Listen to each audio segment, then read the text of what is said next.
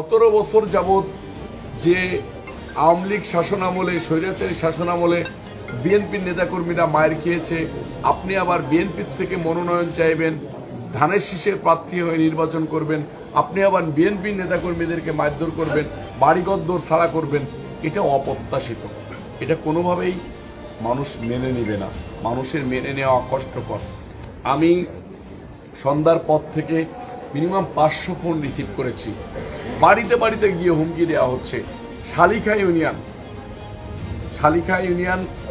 শালিকা থানা শালিখা ইউনিয়নে নিতাই চৌধুরীর সমর্থকরা আমাদের সমর্থকদেরকে বাড়িতে গিয়ে রান্দা দিয়ে হুমকি দিয়ে আসতেছে যে কালকের থেকে যদি ঘর থেকে বেরোস, কালকে থেকে যদি গ্রামে দেখি তাহলে গলা কেটে ফেলে দেব।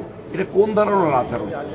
আমরা তো মনে করি যে উনি একজন ভদ্র মানুষ, ওনার কাছ থেকে এবং ওনার পরিবার থেকে এইরকম আচরণ আমরা প্রত্যাশা করি না।